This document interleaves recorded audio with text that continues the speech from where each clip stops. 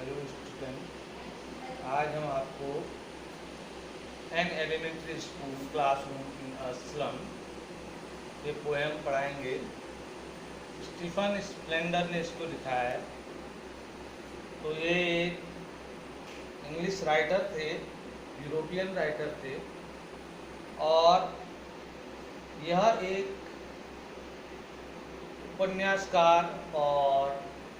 निबंधकार के रूप में इनको जाना जाता है।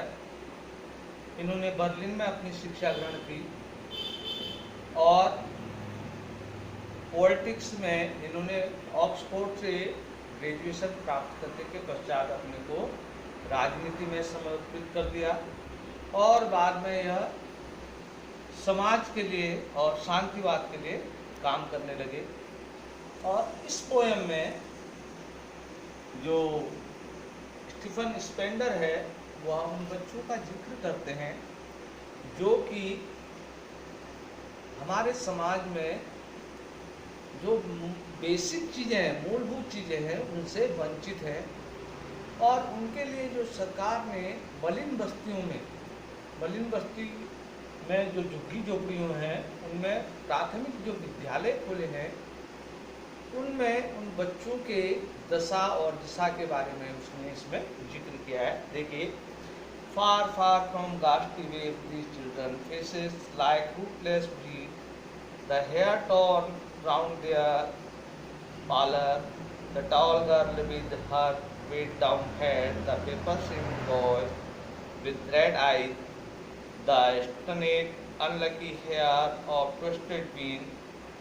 reciting a father Carlet DG. His lesson from his desk at back of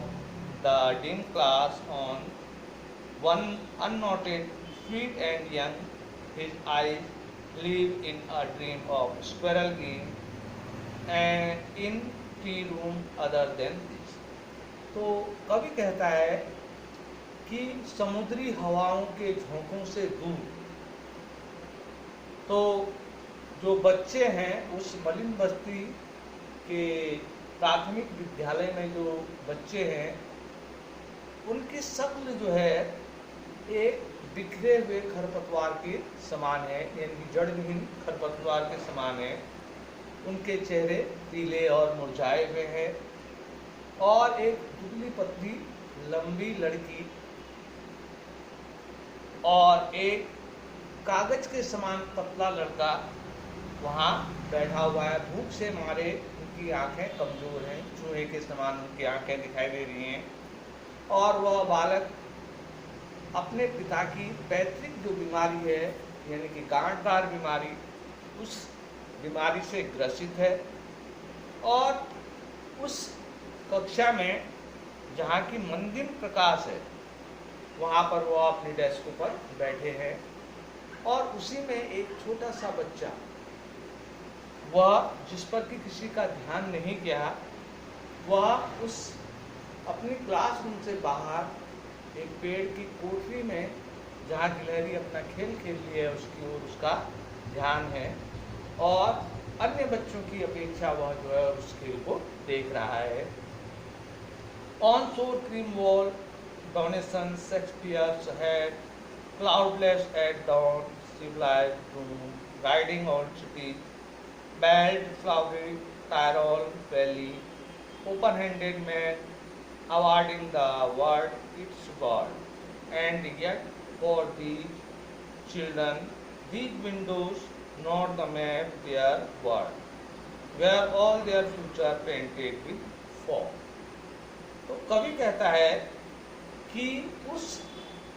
school के कक्षा की जो दीवारें हैं वह घिसी हुई हैं और उनका रंग भद्दा हो चुका है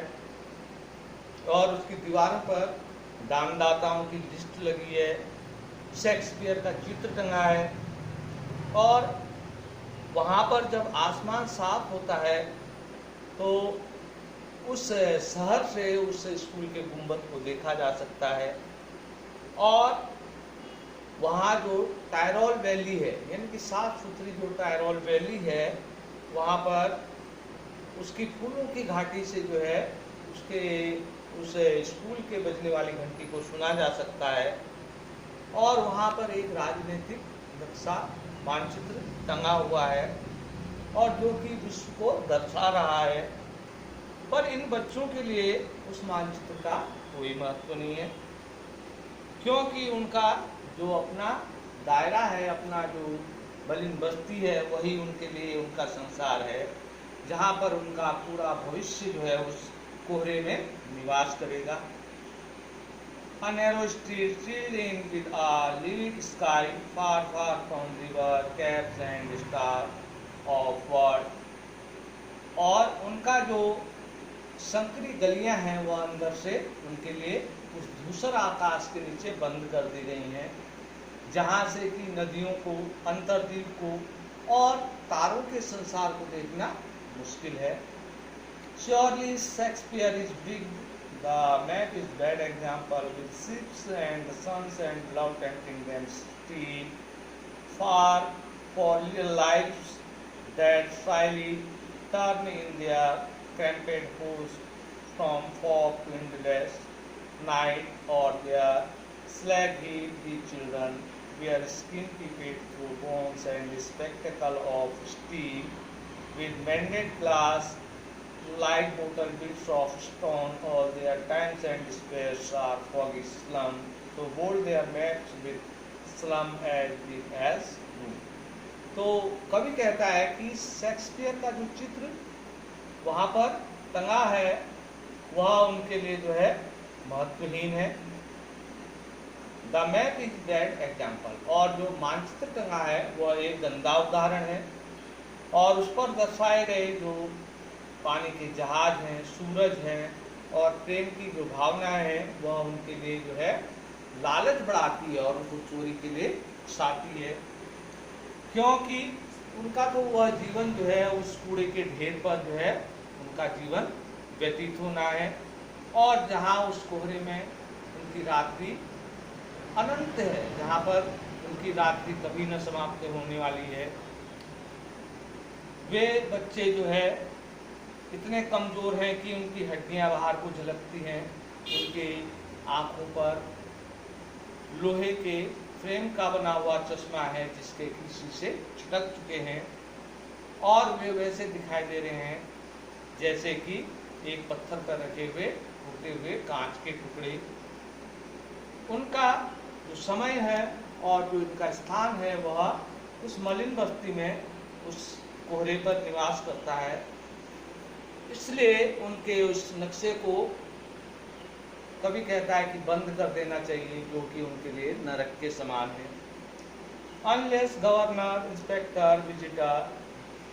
this map became their window, and these windows that shut upon their lives like catacombs break open till they break the dawn, and so the children the green field and the make their world run azure on gold sands, and let their tongue run nagged into books, the white and green leaves open, history there whose language is the sun। तो कवि कहता है, कवि आग्रह करता है कि जो सरकार है, जो वहाँ उस स्कूल का निरीक्षण करने आते हैं या जो आगंतुक हैं, उन लोगों ने जो है वह जो मानचित्र टंगा है उसको उनके लिए वह खिड़की बना देनी चाहिए, जिससे कि वह जो है अपने उस मकबरे से बाहर आ सके, और उनका जो जीवन का वह भाग है, यानी कि जो स्लम बस्ती में वह रहते हैं, उसको वहाँ से उनको हटा देना चाहिए, और उनको जो है हरे भरे खेतों में दौड़ने देना चाहिए, और साफ स्वच्छ आसमान के नीचे सुनहरी रेत पर उनको चलने देना चाहिए, और उनको अपनी भाषा में बात करने देना चाहिए, और हरे और सफ़ेद रंगों के जो उनके किताबों के पन्ने हैं उनको उनकी भाषा में उनके इतिहास को पढ़ने देना चाहिए, और सूरज की रोशनी में उन्हें अपनी भाषा में जो है वार्तालाप करने देना चाहिए। यानी कि कहने का तात्पर्य ये है कि कवि चाहता है कि जो सरकार है मलिन बस्तियों में झुग्गी झोपड़ी खोलती है, तो उनको वह पहले बेसिक चीज़ें प्रोवाइड करे, यानी कि रोटी, कपड़ा और मकान, यानी कि उनकी जो आवश्यकताएं हैं उनको पूर्ण करते हुए उनको जो है शिक्षा के लिए आगे प्रेरित करें। धन्यवाद। ये वर्ड मीनिंग है, जो कुछ टफ वर्ड हैं इनको आप लोग अपने फेयर कॉपी पर उतार लें और कल इससे संबंधित आपको क्वेश्चन आंसर कराए जाएंगे।